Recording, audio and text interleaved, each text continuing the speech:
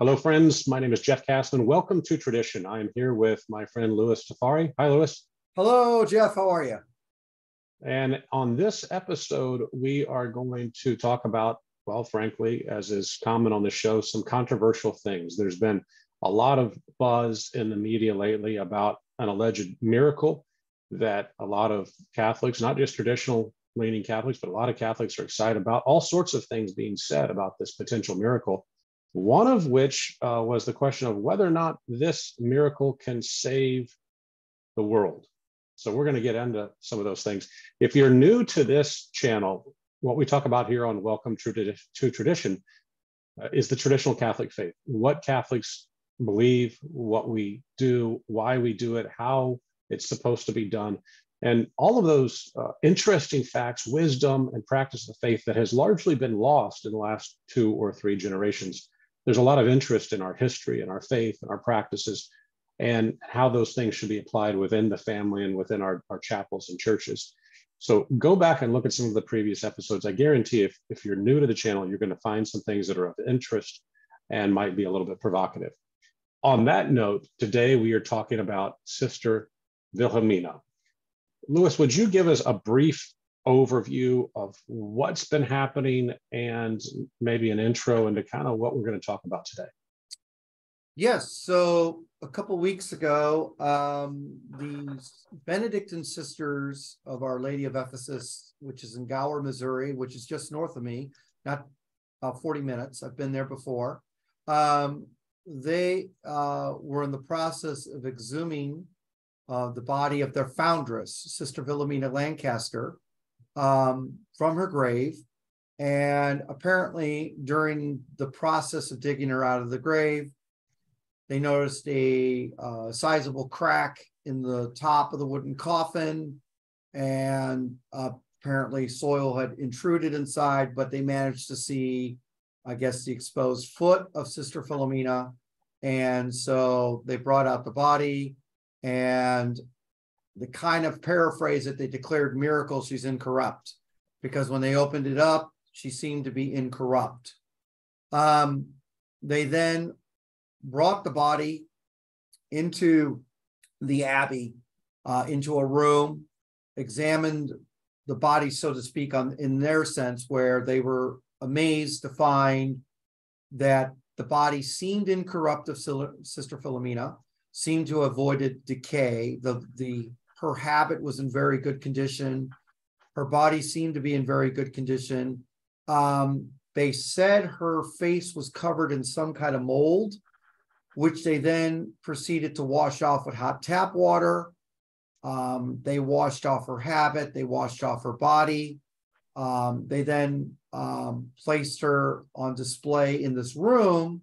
Now, apparently, from the news release of Mother Cecilia, so interesting point is Mother Cecilia is the first consecrated Benedictine abbess in the United States of America ever. And this happened just a few years ago. So the convent was raised to the rank of an abbey, okay, for these Benedictine sisters, which is very, very good. Mother Cecilia said originally they were trying to keep this matter private. And then a layperson who was visiting, and that does happen there. They do have some people who live around there that come in for the office. Apparently, she was allowed to come into the room. She took some pictures, and then it surfaced all over the internet, mainly via Facebook. This then began, stories began to immediately multiply. I mean, from all kinds of stories about what happened at the gravesite, which even Mother Cecilia said some of the stuff's been exaggerated, what actually happened there. But essentially, then we have all these traddy lay people and other interested Catholics in their surrounding area, the Kansas City, Missouri, St. Joseph Diocese. So Gower straddles Kansas City, Missouri to the south and St. Joseph to the north, which are 2 major metropolitan areas on this side of the Missouri. We're on the western side, so we're on the opposite side of St. Louis, Missouri. We're on opposite sides of the state. We're in the Diocese of Kansas City, St. Joseph, Missouri. Bordering us in Missouri is the Diocese of Jefferson City, Missouri, which is the state capital. And on the other side, the Archdiocese of Kansas City, Kansas. Okay. So people began to flock from the immediate area to come and visit. Immediately just went all over the internet. And literally, I know of one story. There was a caravan of people came all the way from Kentucky, and all these people started showing up. But they were coming not to just view, but to venerate, because already they're acting as this incorruptibility is an immediate sign of sanctity, of sainthood, and therefore worthy of veneration. And they're even touching items to it for relics. I mean, it became such a thing. There were literally hundreds of people in line to get in. Law enforcement had to be called to assist to keep order. People are donating water. I mean, it's just one thing after another that's going on. And all over the internet, people are declaring, her saint. I mean, as already, Sister Wilhemina, pray for us. We need to start this great cult so we can get our canonization process going, et cetera, et cetera, et cetera. So there are several difficulties with this whole thing. So let's pause for a moment, because our show is, those who've listened, this episode, all of our episodes, we are not about the news here. We don't get into, here's what happened lately in Rome, or here's what the Pope said, or any of those things. This is primarily designed to help pass along the traditions of the faith and the liturgy and an understanding of what we're doing. So we're not talking about this just to ride the coattails of the news. There's something wrong with what's happening. Sister Wilhemina may, in fact, be a saint. You and I are not getting into that question. We're not arguing against her sanctity or her life. She has a very interesting story. She was born in the 1920s, poor family from Missouri. She was the first Black American to found a religious order. Is that right? Did I say that correctly? I believe that's correct. I mean, she certainly has a very interesting story. She had to go. Not only as a Black nun, was there, growing up, in the United States in that situation, had its difficulties. She entered religious life, and then she had the difficulties with, I want to stay traditional. So right. From outside the church, inside the church. So yeah, and so she had joined an order back then. There were only 2 orders that were open to women of color, right? She was something Black, like that. Yeah, it was a difficult situation. Period. Right. Yeah, and Hispanic women had a hard time entering into these. So anyway, she dealt with a lot. She overcame a lot. Obviously, she had a very successful life. By all accounts, was very pious. So we're not really getting into that. What we want to approach, again, and this is welcome to tradition. We're talking about tradition, is kind of the strange deviation from tradition, from what would normally happen with an alleged incorrupt body, and someone presumably that we want to begin the process of beatification or canonization for. But what's been happening is really strange, and I've stayed back a little bit from it because I don't have a whole lot to add. But I've been concerned with these headlines like, "Will she save the world?" Coming from Catholic Catholic publications, the world has already been saved, right? We have a savior. There seems to be a desperate rush, sancto subito, right? A desperate rush to declare this woman a saint. And I'm a little bit confused about why. I have some suspicions, but I'm hoping that we can talk through this from the standpoint from tradition. Can we, because you're the expert here, can we talk a little bit about the church's process when somebody raises their hand and said, "Hey, I think we've got a saint here," or even before that, "Hey, I think this body is incorrupt." What does that actually mean? And before I do that, I'd like to give a little disclaimer here, because, I've already gotten kickback on this, and commenting on Facebook when I said we need to have a modicum of caution. And And that would be my byword. And it's not just mine. It's also the two neighboring the two bishops as well in Missouri who have essentially said this. The disclaimer is this. Some people, oh, you're just against these sisters. First thing is, no, I'm not against these sisters at all. I've been in support of these sisters for a very long time. When Bishop Finn of the Kansas City St. Joseph, Missouri Diocese invited them to come to our diocese because they were being kicked out of Pennsylvania by that bishop there because they were traditional and would not give in. I was delighted that they were coming because I was like, great, we get some traditional Benedictines. That is just wonderful. And they first came to the Kansas, they were actually in the actual Kansas City area. I got to get to know them right off the bat. They actually came, they were looking for an altar missal at that time. It's about maybe 2004. I knew Mother Cecilia when she had just become Sister Cecilia. I go way back there with them. I've always been in support of their continuing to grow and what they, being able to get that property up in Gower, Missouri. They actually were able to build a real church. I've actually made a visit up there. I've supported their work. They're known for their chant, by the way, and their songs. They have some great CDs out there. I think they've even received some awards. Beautiful, beautiful music. They built a beautiful Abbey church and they were trying to expand. They have a daughter house in southern Missouri named in Ava, Missouri. And I'm friends with their chaplain, Father Jeffrey Jambon, who is their chaplain. And I've published his book, Ignatian Meditations. So I'm so happy that they're growing and they continue to grow and to flourish. And I've always had a great support for them. I actually know I knew Sister Wilhemina. I mean, I held the communion plate underneath her chin once when I served Mass up there. And, I had that little interaction with her. Okay. So, I mean, I have nothing against these sisters.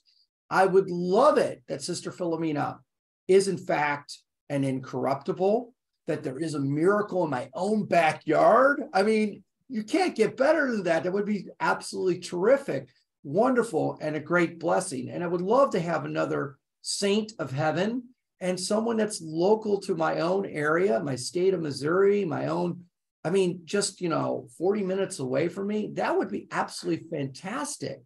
But yet we don't. There's a proper process in which we need to rule out the natural to establish the supernatural or the divine. And during this time in which the church has suffered so much and has lost so much in terms of its credibility in the world, its ability to bind consciences, the church is really suffering from a problem of reputation and credibility on top of everything else. It seems to me that we should be exceptionally prudent at this time, before running off to claim miracles. If we're abandoning the traditional processes, and we're rushing to declare miracles, and we're declaring people that are saints. Didn't Bishop McKnight already say, hey, there's an established process? That process has not even begun. So just to set the record, Bishop Johnston is the Bishop of Kansas City, Missouri, St. Joseph, in which the Abbey falls. And Bishop McKnight is the neighboring Jefferson City, Missouri diocese. Both have issued statements that, look, there needs to be a proper investigation, a proper procedure needs to be followed. And they gave what that current procedure is. And there's some critique of that, of course, which I will address in that respect. But the main thing here about reputation, two things to consider about reputation. The first one is that the church has always respected the difference between the natural order and the supernatural order, and she doesn't just rush off, so to speak. And she's always, she's always said, look, we need to establish this is not part of the natural order before we move on to declare it's part of the supernatural order.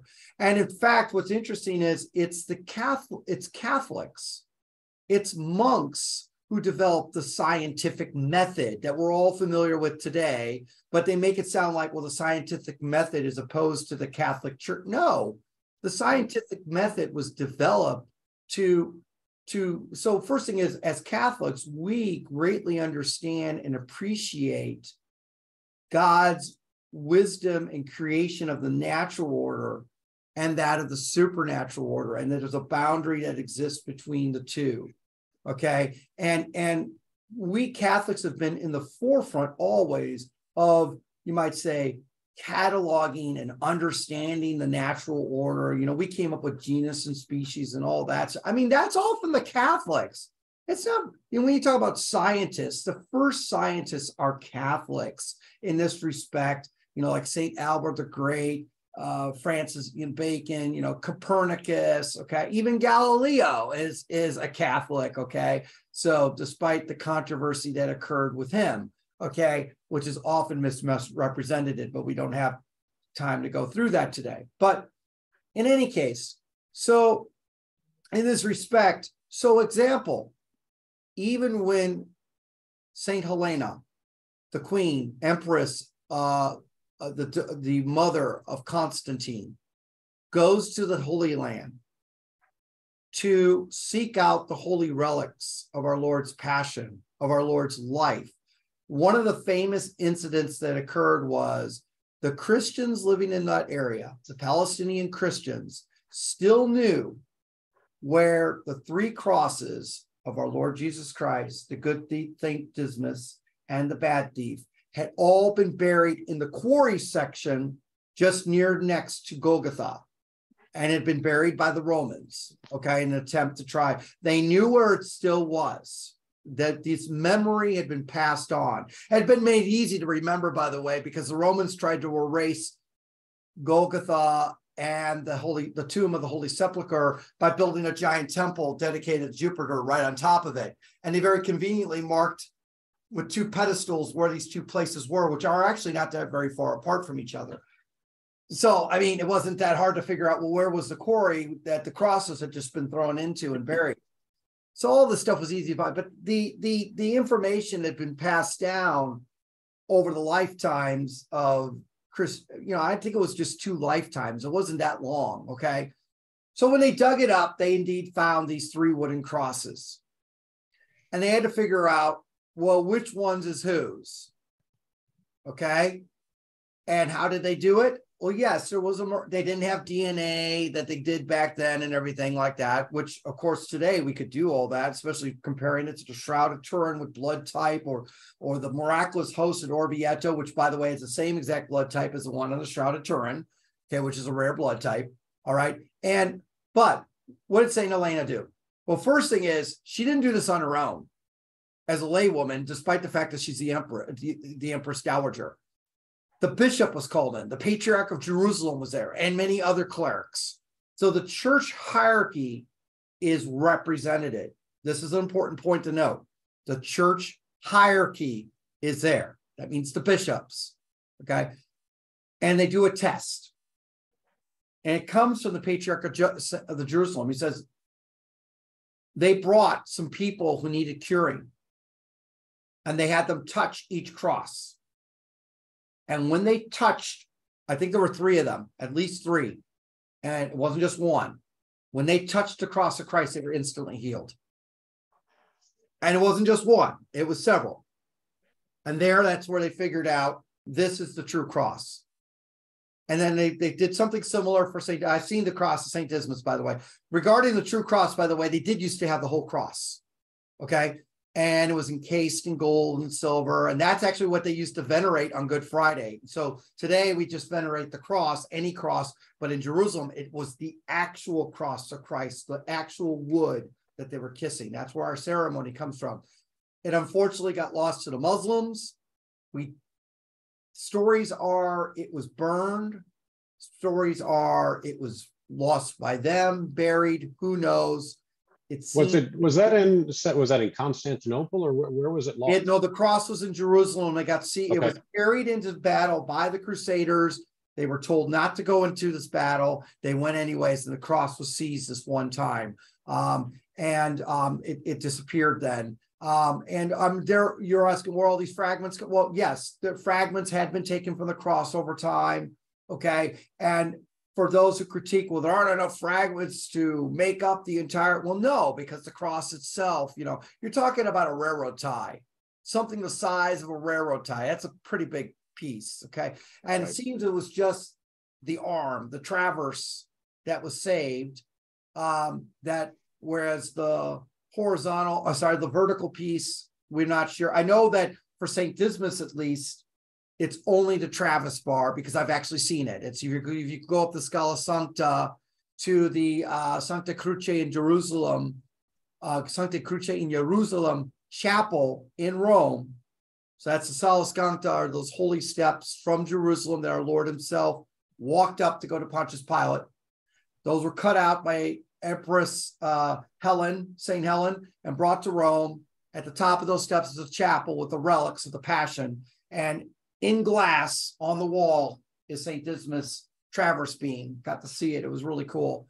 And then the other relics in chapel. But anyways, just to say, the church has long said there's got to be some kind of physical evidence or testimony. This comes down to the saints as well, too, where we could go on. There's some interesting stories about this where the saints were verified. The martyrs were verified. Their relics were verified. Okay. There's been a huge process for verifying relics. So as an example, one of the problems we run in today, altar stones, which are basically a consecrated movable altar, are popping up everywhere on eBay. Okay. You have relics popping up on eBay. Some of these relics have been falsified. I know at least one. If it's signed by a certain person, it's a fake. And it's a modern fake, by the way. Okay. So the church has always been concerned about the validity of relics, their provenance and everything. So these altar stones, you got a problem because first thing is they're being sold publicly. They've automatically lost their consecration. But the second thing is I find cases where a priest says, I got this altar stone. It was not publicly sold. Do you have the papers? Well, no. Well, you've got to have the papers to be able to use it. Well, how do I go about? Well, there's a process that they have to do to revalidate that altar stone, because usually inside the sepulcher, there's a little attestation, parchment, so they can take that and say, okay, and then a bishop can reconstitute say, okay, we've gone in there, we validated, we can now reissue a certificate of validity. But this is something that we're not supposed to just do willy-nilly. The church has always had rules. So I appreciate this explanation, because, and folks, I appreciate you staying with us to listen, to understand the what and the why as we pivot to the present circumstance. I'm looking at eBay right now. You're exactly right. There are quite a few sellers selling Catholic Church altar stones with first-class martyr relics. Right. And the relics don't lose. Obviously, relics intrinsically are going to keep their sanctity. It's the stone, anything that's blessed by a priest or a bishop, if it's publicly sold, if it's put up for public auction, it has nothing left. It is nothing. But we don't rock. But the point is, as you've observed this, we don't even know that the claim is legitimate. And you've demonstrated with the relic of the true cross that even as of the 4th century, the mother of the emperor respected the church's authority such that, and we would call it what the doctrine of subsidiarity today, that the church looks to the local ordinary to conduct a process that is, you might call it scientific, or you might call it in the legal system of the United States today, we call it adversarial, right? There's someone making a claim, there's someone that's going to validate those claims to make sure that this is legitimate, that a fraud is not being perpetrated upon the faithful. And the bishops of the area are reminding us that this process still exists. And by their statement, and we compare that to your recollection of what's actually happened, I think we can conclude that process is not happening. And that opens us up to some vulnerabilities that we given the state of the church, the reputation of the church, we're concerned about. So that's kind of the course that we're on. So let's part some of the first problems we run into here in this respect is the normal traditional procedure or practice would have been they started to exhume the body to move it, which they can do. Mother Cecilia could authorize that. As soon as there was some indication of something not abnormal, I would use the word abnormal. It's not really a great term, but something out of the ordinary in this case, they could have continued to exhume. They could have done one or two things. Recovered the body and left it there until somebody was there to act as a witness, especially of a forensic witness to what was going on, and say, hey, we just saw this. We need someone there to witness to say, this is true, this happened. The second way they could have possibly done was, okay, we've got the ground opened up, maybe cover it with a tarp even, not cover it again with the soil, but cover it with a tarp and wait for or to continue taking the body out because they were worried about, maybe it was about to rain or something like that, and bring it into a private chamber or room. And then that's when Mother Cecilia should have said, leave the body as it is, lock the door, and even put a wax seal on it or whatever, and nobody can enter and interact it's just like a crime scene. Nobody touches. This is forensic evidence. Leave it alone. Now the body was brought into a room and enclosed there, but the sisters were being allowed to visit. Some lay person was allowed to come. That was the first problem. Nobody should have been allowed to visit. It should have been left off limits. Mother Cecilia should have, and I don't know exactly what happened behind closed doors, but Mother Cecilia should have immediately called up Bishop Johnston, who is the appropriate authority. So some people said, well, she's a mother abbess, and so she can do whatever she wants. No, she can't. A mother abbess is not a part of the hierarchy of the ecclesiastical authority of the church at large. Only the local bishop is. So yes, as a mother abbess, she certainly has certain privileges of authority to her over her community. But for instance, she had no authority to open it up and allow people to come venerate, let alone, first view, but we all know what they were doing. They were venerating. The pictures are very clear. No doubt. Open that to the public at large to come. She had no right to do that without the local bishop's permission. And to my knowledge, he never gave it. Okay. And unfortunately, Bishop Johnson waited about a week before he finally issued a statement. And Bishop McKnight came out a few days later with an even stronger statement. He actually forbid anyone in his diocese to go make a visit. That's how strong Bishop McKnight was in this respect. And I have to say, in both respects, they're giving the traditional procedure or outlook in this matter. And people say, well, they're just being a bad bishop. They don't want this to happen. No, they want the proper procedure to happen. Okay. And we can go in later how the newer canonization method since 1983 does have flaws for sure. But the fact is, they still are holding to, wait a minute, there's got to be a process here. Okay. And I'll explain why this has got to be there and centuries old. But so this now opened up the dike and they allowed all the faithful to come in. They actually moved the body to the chapel, inside the chapel, and not in the sanctuary, but in the nave. You got all these people coming, and they're coming to venerate, and they're talking about relics, and they're talking about that her body is incorrupt, and it's a miracle, and no examination has been made. Okay, now, and let me pause there for a second. Yeah. As you've explained, I think we've seen thousands, perhaps tens of thousands of people visit. They are clearly venerating her body. They're touching objects to it. Even Blessed Virgin Mary statues and scapulars and rosaries. And I'm like, you don't know that this is a relic yet. You don't know if this incorruptibility is actually a miracle or natural phenomenon. And so the normal method would have been, you keep it secret, you lock it away, you call up the local bishop. The local bishop says, keep the body hidden. Don't say a word to anybody. I'm coming down.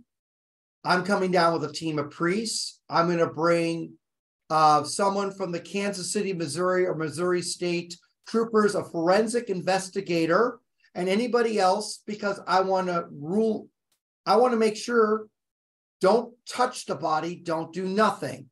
We will arrive. And by the way, if the body in fact was incorruptible, there was no reason to rush anything, because right. There's no risk to be prudent here, right? Exactly. And you've already touched on this. I know that a lot of people are saying, well, we can't trust the bishops and they don't want miracles and all that sort of stuff. And yet I'm not aware of any evidence here that the particularly the two bishops that you've named have shown any sort of reason to justify that. And both bishops say, please pray for the community. I mean, there's no maliciousness in this at all. It's just simply, it's like they're trying to put the finger in the dike now and say, whoa, whoa, whoa, you guys are jumping the gun. You're being too eager beaver and all this. This is not the way the Catholic Church proceeds in this matter. There needs to be a proper procedure in this. And the first thing I'd like now what we've got Louis, is for people who maybe are still stumbling over, because I can anticipate what's going to happen. We're going to get some hate mail. You and I are angry old white men. I think that there's some racial stuff going on here, and they're going to say we don't like it for some reason or another. But step back objectively, people. I'm going to tell you, my first best friend was Black. I'm from Chicago. I have nothing. I live in a predominantly Black community. My next door neighbors are almost all Black. I mean, I'm so happy about Sister Wilhemina and everything she was able to achieve in her lifetime, and we owe so much to her. We would not have this terrific Benedictine community with a daughter house already in southern Missouri that's trying to build their own convent because they're just living in a house right now. Without her, without her determination, without her persistence, without her devotion to the traditional Benedictine life, for wanting to keep the habit, to keep the traditional Mass, we owe so much to her, absolutely. Yeah, and so she's got this wonderful story, and yet now it's tainted. Why is it tainted? Because instead of her remains being protected, they've now been touched by thousands, perhaps tens of thousands of people who've come from all over the country and touched who knows what to her remains, to her clothes, to her skin. And so just like with the forensic examination of the Shroud of Turin, right? We've seen a lot of pollution that has made it more difficult to prove the supernatural nature of what happened there. And now we have Sister's body has undergone less because it's not been allowed to be touched for so long, and yet thousands of people touching, breathing, all the rest of it. And so whenever somebody comes to take a look at that body, we all know from watching TV shows, right? What are the cops doing? Has anybody been here? Who's touched it? Whose fingerprints are these? Whose shoe prints are these? Now they're going to have, there's only been about 10,000 people who've touched this body and breathed on it from all over the place.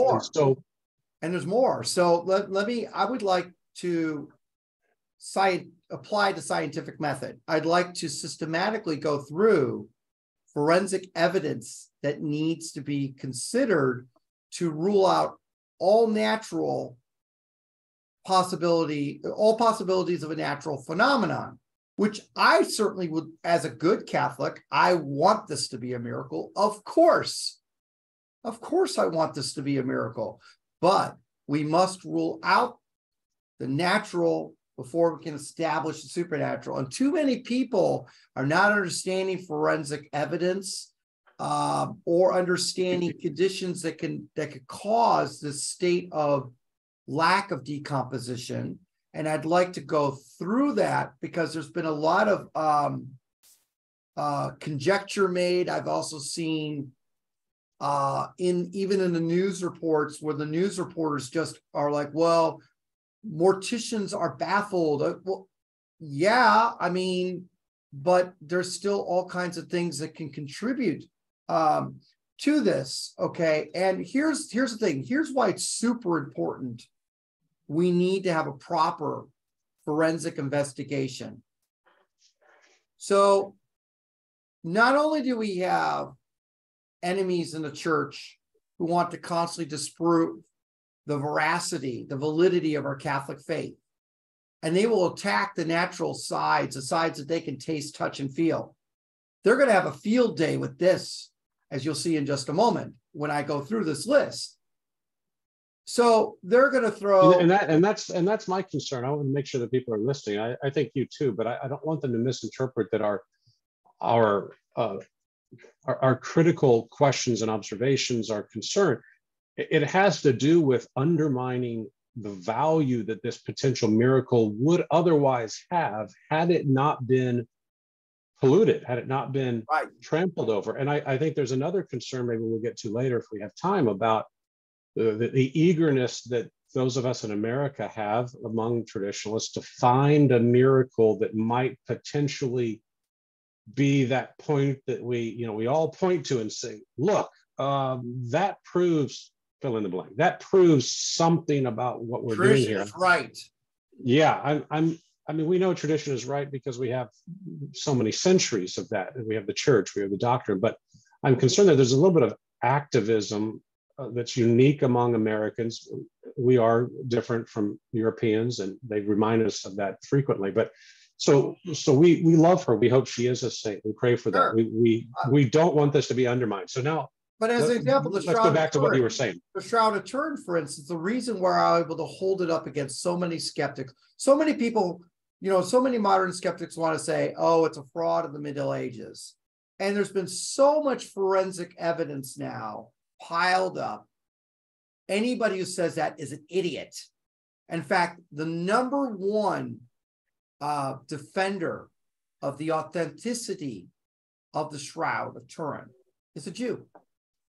Not practicing Jew, but a Jew. And he said, I'm a Jew, and I cannot disprove this. He says, the only thing I can say scientifically, the only way I can say that this image got placed on the cloth is as if every pore of this man's body became instantly and simultaneously a laser beam and burned itself on the cloth. He says, I think that was the act of the resurrection. And he's been asked, well, why haven't you converted to Catholicism? You believe in the resurrection, right? Well, yeah.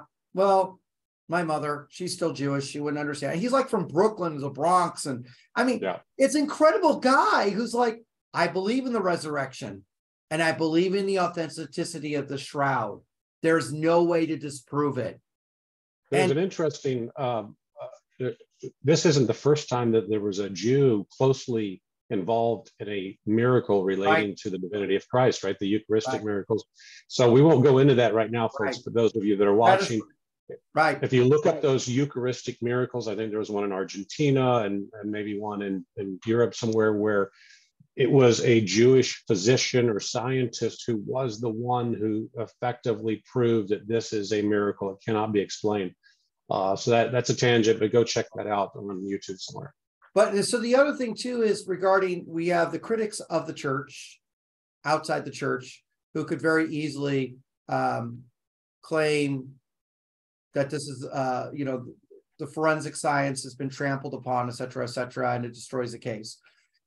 If we had had the traditional canonization process prior to 1983, there was something called the devil's advocate. Devil advocate was a priest. His job was to disprove the sanctity of the person being considered for sainthood, declaration of sainthood, canonization. This focus, by the way, on the heroic, the way in which this person lived a heroically virtuous life. And by the way, that's been trampled upon and diminished since 1983. We can go into that later. But that is the main litmus test, not any miracles during their lifetime or after their lifetime, if their body was incorrupt or not. And by the way, there were bodies that were found to be incorrupt and reinterred, came back out 60 years later, and their bodies had decayed. So it's just based on the limited medical knowledge that we had at the time. And again, it's based on what knowledge we have of the natural state of things. And by the way, our information or knowledge or understanding of these natural things has increased over time. I mean, I'm not suggesting anyone go and and watch like a TV series like the forensic show Bones. But you can see there, these things are based on real things that actually have happened for crime scenes or bodies being found, and they had to figure out what happened. I mean, some bizarre stuff happens. So let me go through systematically real quick some of the forensic points. So to reestablish again, everyone says it must be a miracle because the body was buried in the ground for 4 years in Missouri, and it's damp soil, and they were expected to find bones immediately, and the coffin already had a giant crack in it, and the soil got inside, and so therefore it must be a miracle. Okay, so let me address some of these points. The first one is the length of time. So 4 years is actually not a long time to be buried at all. In fact, in Ireland, it commonly occurs bodies are buried for much longer periods of time, and they come up almost undecomposed. It's because of the type of soil and the climate. I mean, they even have that one famous, they call it a mummy, but it was thrown into a bog as a pagan sacrifice. The body, except for being blackened by the peat moss and everything, I mean, the body looks perfect. I mean, obviously hardened, it's like a shell, but I mean, you could see the muscles and everything, okay? But there's something that needs to be understood is that Missouri is one of 2 states in the United States of America that has unique soil that you can't find anywhere else in the United States. I'm sorry, anywhere else in the world, okay? And it's called Menfro, okay? And as an example, by the way, contributing, we have the famous steamboat Arabia. It sank in 1856 in the Missouri River. The river shifted. It was dug up 1988. And almost everything was perfectly preserved except for things made out of vegetable fibers. There was literally a jar of pickles. It was opened up. They actually ate the pickles. They were still good. They drank the cognac that they found in bottles. So it was in a miraculous state of preservation, 40 feet underground in the soil that was very water table, away from light. It just, everything contributed to this preservation, okay, for 130 years, whatever it was. Now, so the time itself is not that great, really, for Missouri. For people who say, well, you should have just found bones, well, no, because first thing, let's talk about the soil. As I stated before, the state of Missouri has some very unique soil properties. We have what's called the Menfro, which actually prevents decomposition of stuff like natural materials like leaves and trees and branches and animal remains. Okay, so this is known, and who knows what type of soil was there, okay? It needs to be examined, the soil that she was buried in, for its chemical properties, or, okay? How deep was the body actually buried? 6 feet, 8 feet? I don't know. What was the water table influence there? Because they say, well, it was moist, damp soil. Yeah, but that can actually preserve a body. Not actually cause its composition, but actually prevent its decomposition, the exact thing as happens in Ireland. Okay, so we have some unique qualities going on with Missouri soil, possibly. Okay, unfortunately, much of this forensic evidence has been literally trampled upon and removed because the convent, the abbey, was allowing people to take soil away. And it's like you needed that soil there because it needs to be examined. And if there were possibly any natural elements that could have contributed towards preservation, that needs to be ruled out. Because right, all of the soil that was directly in contact with her coffin, all of the soil that may have fallen into the coffin because of the split, the opening up that happened, all of that stuff has either been contaminated or it's been removed. And right. So the process that the forensic scientists would have of ruling out natural explanations, that's likely more difficult. It's been eliminated forever. Yeah, or eliminated or made more difficult. So let's put it, it's open to criticism. Yeah. It's open to criticism is what it is. The second one is the wooden casket. Everyone makes a big deal. There was a crack and it was just a wooden casket she was buried in. It wasn't one of these fancy dancy hermeneutically sealed steel caskets like we have today inside a concrete Tofari. Okay. So first thing is, that doesn't matter again. because it could have been encased in the soil. Who knows what would have contributed? As for the crack, that allowed the intrusion of soil inside. So let's talk about the casket. First, what type of wood was it made out of? How was the wood treated? Today's modern woods often are treated in specific ways, not just fire dried in a kiln, but chemically dried as well. They may had some kind of treatment against insects, against decomposition, against wood rot. Was it lacquered? Was it painted? We don't know. All that stuff could have leached in to the casket itself or contributed towards preservation. Okay. We also have the crack in the top of the casket, and people say, well, that seals the argument. No, because the soil itself intruding could again acted as a preservation agent. We don't know. Okay. Again, the soil's been all removed. We don't even know if, well, were there some kind of chemicals that leached in to that soil, which leached into the casket, that from intrusion of the soil into the casket, and those chemicals aided in slowing down the decomposition rate. There could be something as simple as fertilizer versus weed control. So we have no idea. It's all open to critique. And trust me, an anti-Catholic will come up with any type of argument you can think of, okay, to say, well, they were spraying down, weed killer down there, and it was Monsanto's, and it did this, okay? So, okay, then we go to the clothing. So a big deal's been made where clothing was like in perfect condition. Again, 4 years is not that big of a deal. What was the type of material? Is it pure wool? Is it a synthetic mixture?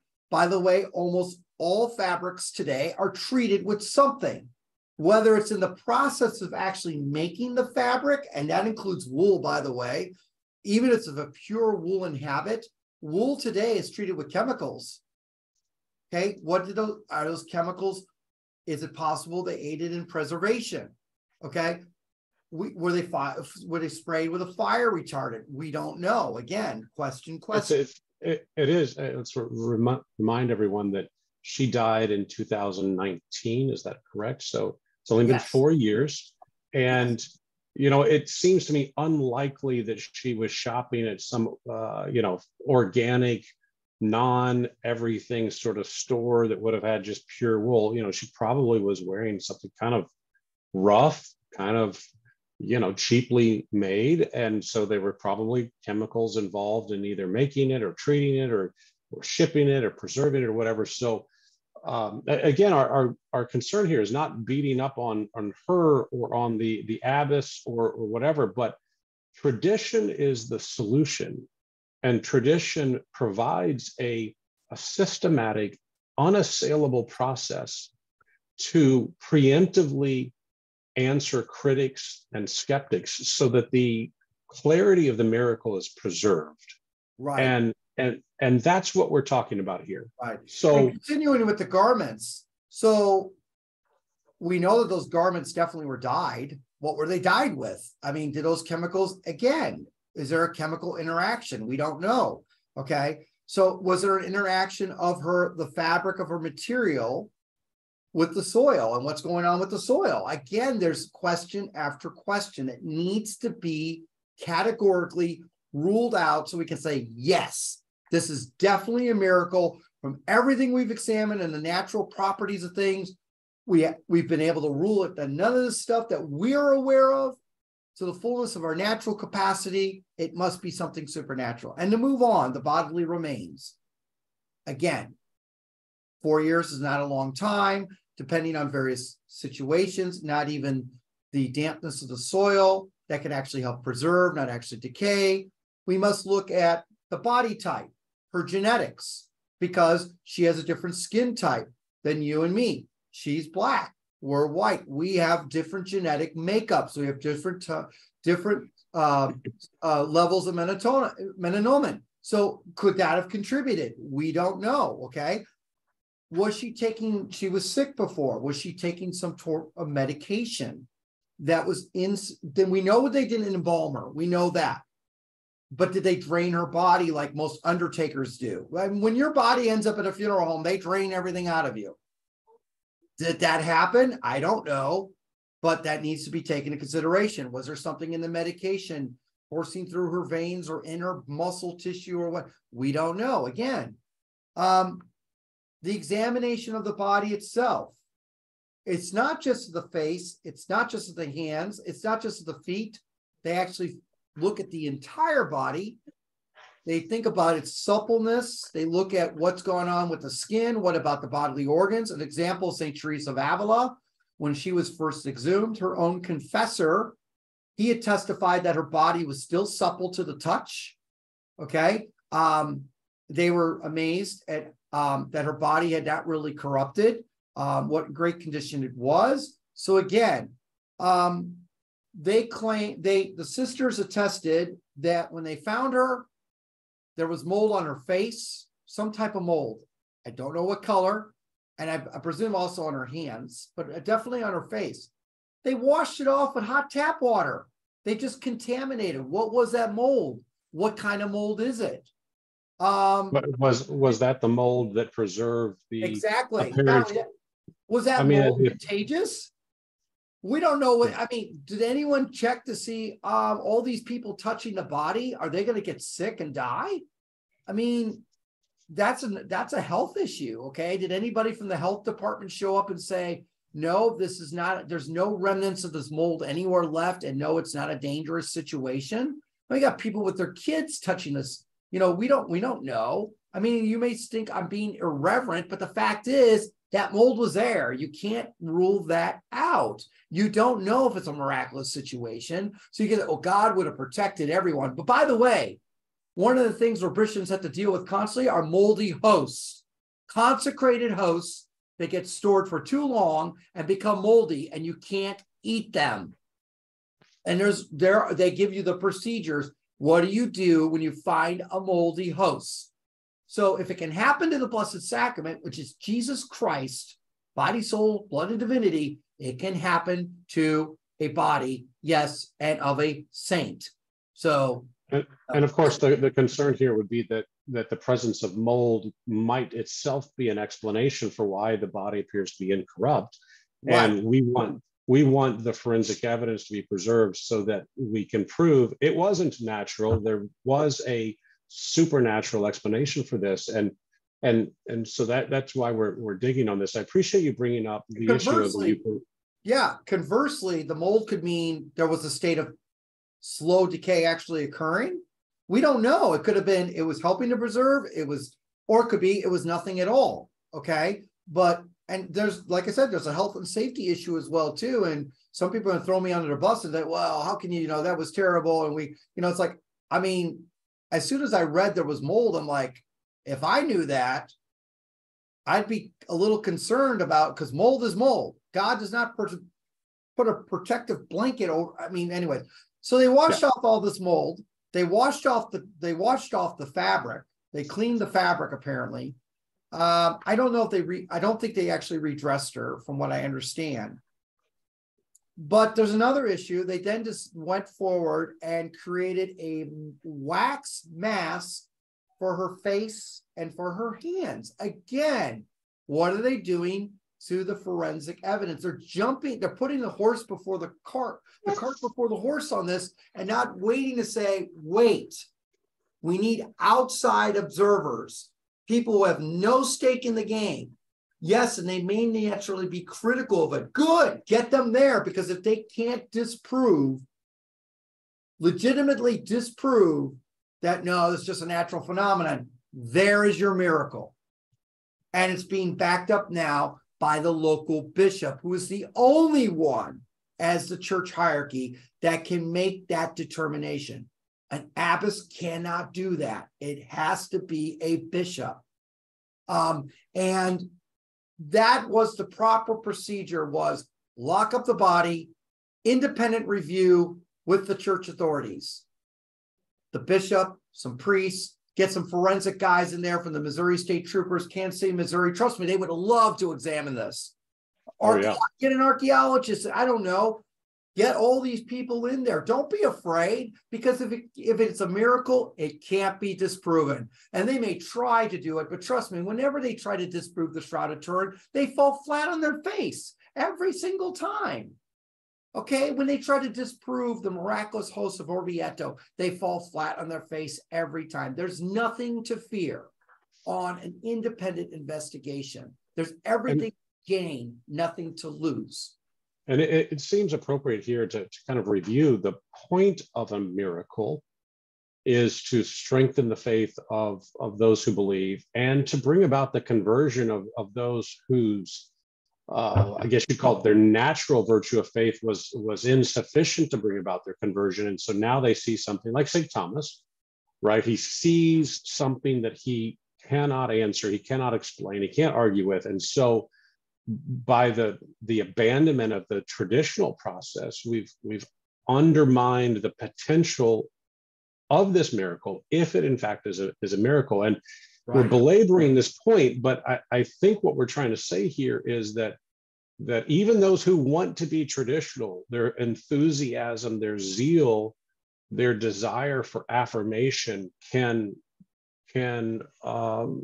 obscure what perhaps our Lord is trying to do in that subtle, peaceful way that he tends to work. Right. And one important thing that needs to be emphasized again is incorruptibility does not equal sainthood. The church has never used merely incorruptibility. They've always said, okay, this is icing on the cake, but the cake is heroic virtue. And people will automatically, oh, she was obviously a heroic. Wait a minute. There's got to be, traditionally, the church had an exhaustive investigation process that could take years, if not centuries. And the devil's advocate would have had a field day with what's going on. Okay. And I don't mean to sound critical of Mother Abbess, of the Abbey and the sisters. I understand their zeal and enthusiasm, but there's got to be a modicum of caution. If we're traditional, we should say we want only the traditional process, and we're willing to have the patience to wait it out. I mean, St. Francis of Assisi was not even instantly canonized. He had to wait at least 8 years. Okay? And so, I mean, it's look how long Padre Pio had to wait for, okay? And people will say, well, the church is against tradition. It doesn't matter. It will come out, okay? Just like Padre Pio. The modernists did not want Padre Pio canonized. But the proper process was followed from the word go. And because it did eventually occur. Okay, and there was a proper process for determining, yes, a cult of veneration is allowed. Starts out with being declared venerable, then the next stage, blessed, and the final stage, yes, we declare to the best of our knowledge, to the best of our investigation and determination, that this person is indeed a saint, worthy of imitation by the heroic, virtuous method of their life, and by the miracles we have seen that have helped to further show that this person is in fact, or validate that this person is fact in heaven. And there had to be at least 3 miracles, and they had to be validated as miracles. Okay, and that's part of the problem we're having today with the canonization process. Okay, etc. Yeah, and we've for those who are listening, we have talked about canonizations and the abandonment of the old process that was involved with canonizations on this show. So go back, look at the titles for Welcome to Tradition. You'll see Devil's Advocate no longer exists, which is a really super important process, because this guy would try to dig up any type of dirt he could finally find. I mean, he's like when you show up to the general judgment, you got the devil on one side, you got your guardian angel on the other. This guy, his job, by the way, if he was found to be incorrect in saying that this person should not be declared a saint, after this person was declared to was determined, he would show up in front of the Pope during the ceremony. He would retract any of his opposition at all in front of everybody, and then he would actually have to go and do a penance for what he did. But I mean, it was part of this whole process, and it's part of the scientific method, is we want to be as certain as we possibly can, humanly speaking, that this is in fact supernatural. And it's what every Catholic should want. Now, you've done a pretty good job here. It sounds like you're auditioning for the role of what would it be? Advocatus diaboli, right? And of course, I know in your case, I'm sure nobody listening or watching will doubt this is because of your love for the faith and your desire for truth. What is left at this point for us to look at, to learn from this process, or lack of process? Again, kind of looking back to what should be from tradition. What's left for us to talk about with Sister? My understanding is now she's encased in glass, and they've put her under an altar. Is that correct? They were planning to move her to the St. Joseph Shrine in the church. Now, I've just seen the pictures. It's basically a wooden altar with a glass front, and they put her body in there. There's another problem with this. You cannot celebrate Mass over her body until she's been declared, at the very least, venerable for them in the convent alone, let alone, or blessed. There is no rite of Mass allowed for anyone until they're declared blessed. They are now putting this in a position where a priest can go in there and celebrate Mass at this altar over her. That is not, again, cart before the horse. You cannot do that. And in fact, if you were to go into St. Peter's Basilica, the Vatican, and go down into the crypt of the popes, all the popes who have not been canonized and some who have been canonized, they're in tombs, okay? And you cannot celebrate Mass on those tombs. Even though you have Pope Pius XII, who's been declared already venerable, you cannot celebrate Mass on his tomb. It's not allowed. It's never been allowed. Okay. The only thing that was allowed in the early church was to celebrate Mass over the tombs of the martyrs. And everyone witnessed them shedding their blood for Christ. That was the distinction. Everyone knew they died for the faith. But after the church comes out of the catacombs, now a process begins. Okay, you can't just willy-nilly. Okay, and that's what they're unfortunately doing. And I don't know, someone's going to probably say, well, that's not meant to celebrate. It's an altar. They're calling it an altar. It's at Liturgical Arts Journal online. It's a blog saying, here's the altar that they built. Look at the pictures. It's unmistakably built as an altar. It's got everything. For those who may not be aware, there are quite a few pictures and reporting online of her body being interred in a glass case under what is clearly an altar. It's unmistakable that it's an altar designed for priests that are going to offer their Mass there. And let's put this in context, as you just said, not only popes, but other widely acclaimed, very pious, very holy men who've died. I would give the example of Archbishop Lefebvre.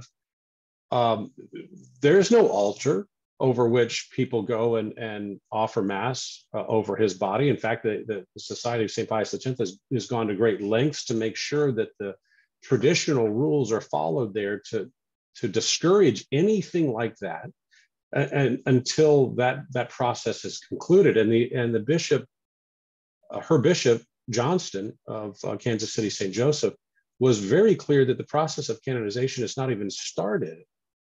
So they're jumping the gun. And my concern again is not whether she's a saint in heaven. She probably is. I need her prayers, but we undermine the faith. We undermine the traditional Catholic faith if we jumpstart this whole thing and presume we know better.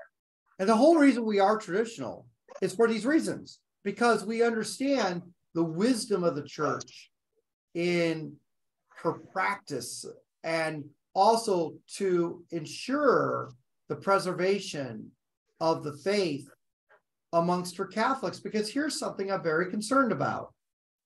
What if? So going forward.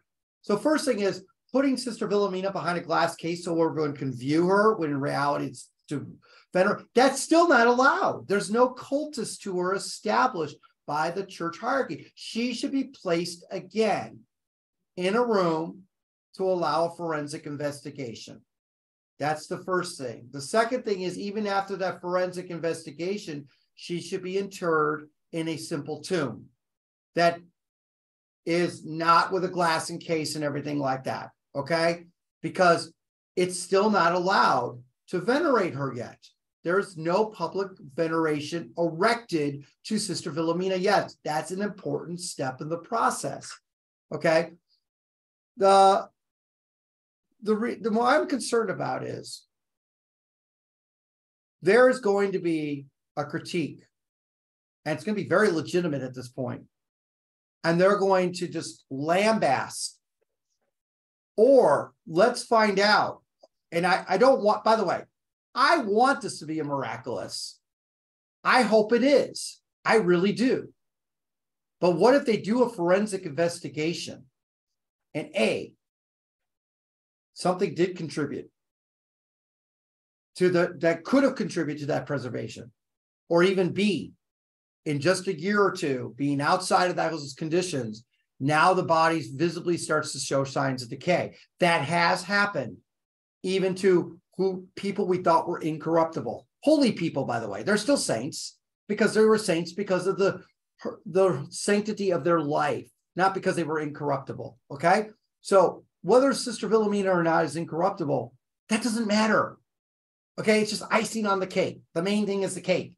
Okay, but any case, so what's going to happen to now the faith of all these people who made the journey out there? I mean, stories of caravans of people driving from Kentucky to come. And unfortunately, what they should have done at the convent was, no, you can't come in. I'm sorry you made this drive, but no, we have to follow due process. The body cannot be touched, looked at, examined, or venerated by anybody until the bishop comes and does this, or the bishop gives us permission. I'm sorry you made this long drive. I am so sorry. Jesus Christ is in the chapel if you want to visit with him. Body, blood, soul, divinity. We could definitely attest to that. You're raising a great point. And I'm sorry for interrupting you, fine. but I do feel strongly about this, that, you know, you read the articles, I've seen a lot of it on social media. People are very effusive about this miracle and how blessed they are to be partaking in this miracle, and how it's transforming their faith, and they felt this outpouring of love and so forth. But there's a far greater miracle happening every day that we are absolutely certain of in the Eucharist, transubstantiation. I would even argue there's a greater miracle happening every day where some sinner in mortal sin goes to confession. The angels are rejoicing. I mean, there are thousands upon thousands upon thousands upon thousands of saints in heaven who are not even recognized. We don't even have a name for them. I mean, we have the unknowns. You know, you hear about the unknown soldier, you know, at Arlington, Virginia Cemetery. We have the unknown saints. I mean, there are thousands upon thousands, if not millions, of saints unknown. There does not have to necessarily be a cult to every single one. Okay, well, that's why we often generically just say, all ye saints in heaven, pray for us. If Sister Wilhelmina can be determined that she in fact had a life of heroic sanctity that's worthy of imitation, that we know of specifically, that's wonderful. Is it absolutely necessary for our Catholic faith? Well, no. And people may think, oh, you're being mean. No, I'm not being mean. That's our faith. Even St. Francis of Assisi, who's my patron saint, if it was never determined that he was a saint, does that lessen our Catholic faith? No. His influence lives on in how he reformed the church. Okay. His influence lives on through the Franciscan order. Okay. But it wasn't absolutely necessary for the church that he had to be canonized a saint. It's extra. Yeah, it's superfluous, indeed. All right, I think we've covered this pretty well. I thank you for your zeal and your research and the details. Anything else that you want to share with us before we wrap up this episode about sister, or about the process of canonization, or about incorruptible bodies and claims, or about the way the church works through these things? The first thing I would say is, there again, a modicum of caution. Let's not just rush headlong into that. The church has always been careful. She's always had due processes. Those processes have developed over the centuries to become better and better and better. Unfortunately, since 1983, some of it's been thrown away in determining the heroic sanctity of certain individuals. Part of it's been politicized. It's been made polemical. The devil's advocate is certainly a very important part of that's been tossed out. So is miracles. I mean, there used to be, you had to have at least a minimum of 3 miracles. Okay. And now they're even saying 1 or even 0. And in fact, what they've even claimed is a miracle, the doctors, the attending physicians have said, I can't say this was a miracle. I can't say what it was. I don't even know what this person had physically, blah, blah, blah. So there's a lot of questions and problems with this. And we as traditionally minded Catholics should say, look, we want the strict process of the church because we trust the church in what she did traditionally for centuries. We know she was wise and prudent. We know that we could trust for the almost, 100% what she was doing.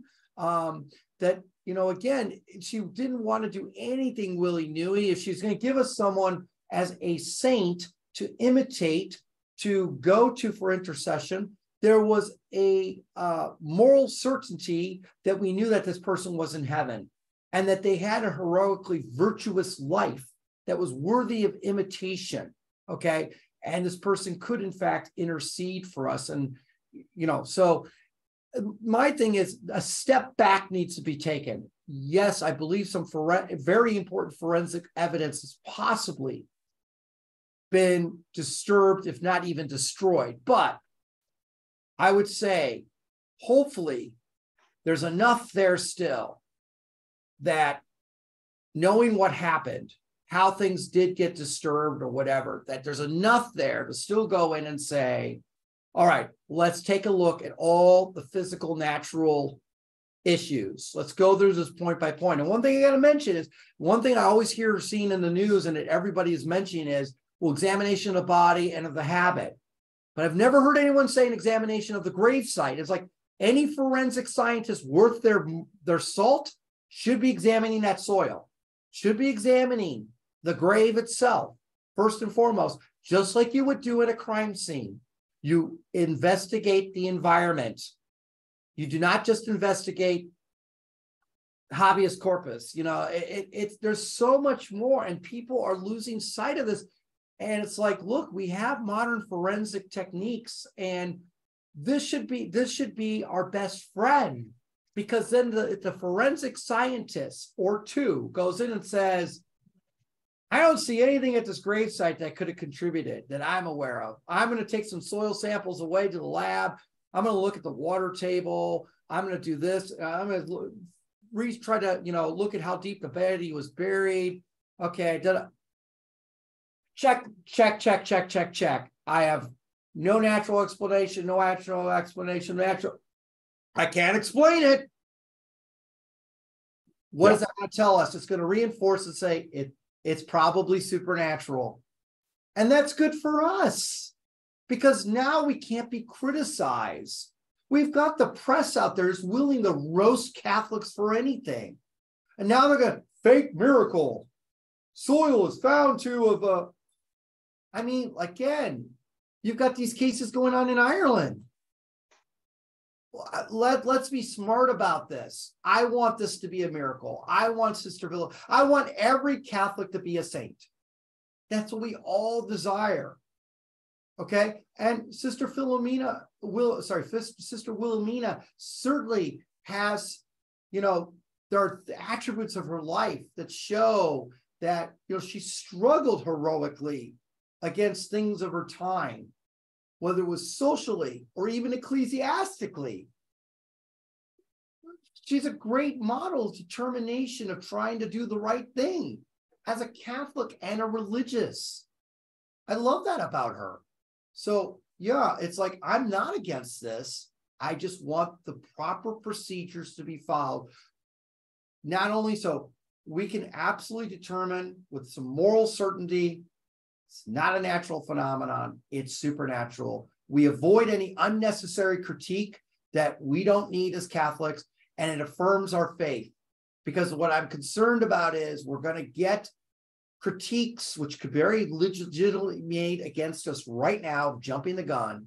And this could negatively impact the faith of many Catholics, many who came and made this visit in expectation that she is a saint, and only to have this argument demolished. And what is it going to do? You know, I mean, I'm very, very concerned about that. Okay. Well, you know, one of the things that traditionalists have been pretty consistent upon is the criticism of the rushed canonization process for John Paul II.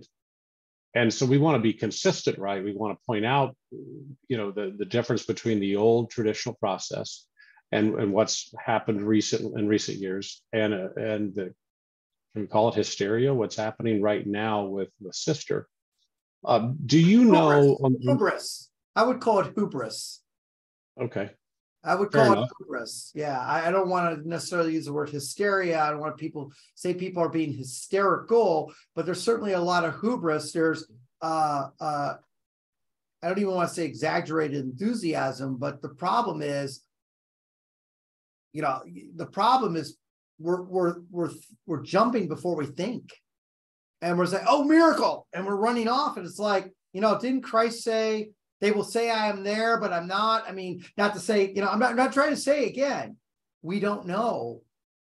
The proper process has not been followed all the way through. And unfortunately, both bishops, I don't know why it took so long for them to finally come out with a statement. Bishop Johnston didn't come out and say, I forbid people from my diocese to go, but Bishop McKnight did. For the neighboring diocese of Jefferson City, I mean, that's pretty strong, while emphasizing, look, there needs to be a proper process. There's no cult of veneration established. And these people are going around saying miracle, miracle, and relics and relics and relics. Like, there are no relics. You can't say that. The church hierarchy has not determined anything yet, except that what about doomed. What about miracles? I've not heard any claim of miracles, either from intercessory prayers or from visits. I try to stay up on social media. That's what they're saying. The miracle of incorruption. But they're begging the question, though. I mean, have we heard about a kid with palsy that was cured, or I saw a bunch of picture of blind people visiting and being, you know, assisted with touching her corpse. I mean, have you even heard of an alleged miracle? No, I have not heard of anything like that yet. The miraculous aspect is everyone's declaring that the state of incorruptibility is a miracle, and that's been said by several people adamantly. I mean, on news interviews, you got this one young man saying, "Oh, it's a miracle," blah blah blah, and we've got these relics, and I'm like, what are you saying about what we Catholics think and should be doing? We have a due process, and you're undermining that. And what is it saying about us who cling to tradition, you know, as the proper determination of the faith, of the proper, I want to say explanation of the faith. It's not that the definition of the faith. We tradies should be the first ones to say, whoa, we want due process, because that's what's traditional. They've thrown that out since '83. Due process has been trampled upon for politics. They want all these people, well, this guy was favoring, you know, liberation theology, or he did this, he works with the poor, and he did this. Well, yeah, but what about his stance on theology?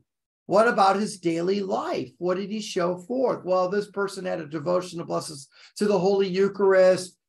And if you'll notice, most of these are newer ones. They're post-conciliar. okay, with the post-conciliar liturgy and everything, do you not think there's an agenda behind that? I mean, I don't want to go into all that right now, but I'm just saying, we traditionalists, I hate that word traditionalists because we're just Roman Catholics, but we Roman Catholics who understand the traditional expression of the faith should be the first ones to say, well, stop, put on the brakes, let's go about this the right way.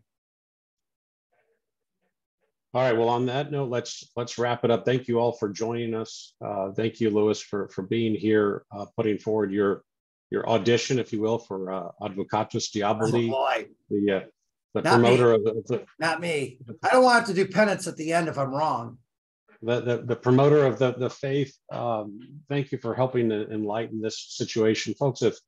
If you've enjoyed this episode, please like and share it. If you have not enjoyed this episode, you'll want to contact Louis Tofari at info@romanitaspress.com. Is that correct? Yes. So listen, once again, I love these sisters. Okay. I love that Mother Cecilia is the first Benedictine abbess. I want people to understand my critique is being objective. And it's just that, look, we should want to do the right Catholic thing the way the church has done traditionally for centuries. And we need to be careful. We need to be cautious, especially because we traditionalist Catholics are always in the target. And what are our enemies going to say about this if we don't go about it the right way with all the precautions the church has consistently practiced for centuries?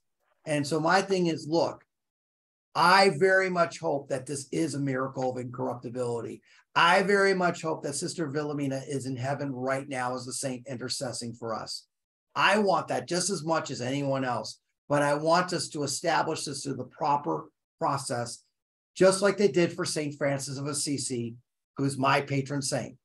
The same exact thing. Nothing different. Or Padre Pio, who I'm greatly devoted. Father Solanus Casey, I am a great devotee of him. He is still not canonized. He's venerable. He's blessed now. He's finally blessed. But once again, there has to be a proper process. Okay. And so, whether it was St. Francis of Assisi, Padre Pio, Father Solanus Casey, Sister Wilhemina, same exact process of determination needs to be followed. That's it. Modicum of caution. I am not against Sister Wilhemina eventually being declared a saint, if that is in fact the case. There's a great quote from A Man for All Seasons when William Roper was arguing with Thomas More about the pursuit of heretics and schismatics and so forth, and kind of a means justifies the ends approach. And I want to read this quote. St. Thomas says, "This country is planted thick with laws from coast to coast, man's laws, not God's. And if you cut them down and you're just the man to do it, do you really think you could stand upright in the winds that would blow then? Yes, I'd give the devil benefit of law for my own safety's sake." And we're talking about, I just watched that clip a few days ago. I'm laughing because I just watched it. And we're talking about standing fast, holding to tradition, the proven processes that we've relied upon that make us secure, that give us firm ground to stand upon, so that it's not sand that we're standing upon with a false assurance of stability. All right, folks, we're going to wrap it up there. Thank you for being here. Again, like and share if you like this episode. Post on social media, tell your friends, give us some feedback. We'd love to hear from you if you're charitable in your feedback. And don't forget to check out Louis at romanitaspress.com. God bless you all. Happy feast day. Bye-bye. Happy Feast of Corpus Christi.